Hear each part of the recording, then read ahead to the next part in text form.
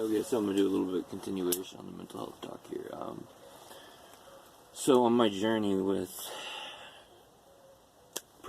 not practicing, but I got lost because I was reading a book in between. Anyway, so it was a different subject. My mind was on occult shit. Anyway, so in my journey with medications and stuff, there was a couple times where, because of my sensitivity to medications, that I almost died. One time, because I found out I was allergic to Benadryl when I was a kid. So some doctors weren't paying attention to my charts and prescribing me a medication that was, I can't remember what it was originally for. I think it was maybe like a heart medicine or some shit. But the theory was drop the blood pressure or something like that. Anyway, so they gave me this one, and it ends up being related to Benadryl. I take it, and I go into anaphylactic shock. My throat starts swelling up, and I can't breathe. I'm like puking and like clawing at my throat, trying to get air. And my wife at the time, like her and my stepdad, my pops, they had to pick me up and fucking carry me to the van. And I'm hanging out the window, fucking, like, in and out of consciousness, just fucking, like, just puking. And, like, so, the combination of the two, like, they ended up giving me fucking steroids, breathing treatments, fucking, epinephrine. It scared the fuck out of me. And that was the stopping point for most medications. I still have some Xanax, but for the most part, I got like a couple of, you know what I mean? Like, it's, for the most part, they're there for emergencies there, you know what I mean? Because I hate that the aftermath of Xanax is so bad because the suicidal thoughts increase. And if I usually only take the Xanax if I don't have any marijuana. And it's just the other shoe on it, and this is after trying so many medications, going through fucking all these different benzos and all these different antipsychotics and different things, trying to fucking find something, you know what I mean, to make me a little balanced out.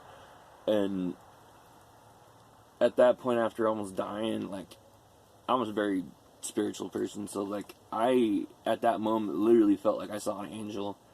And I thought I was looking at the angel of death, and like I'm pretty sure I did, because it just shook its head at me, disappeared, and all of a sudden I could breathe again. And it was intense, and that really fucking made me think about things differently, and like I started looking at life differently.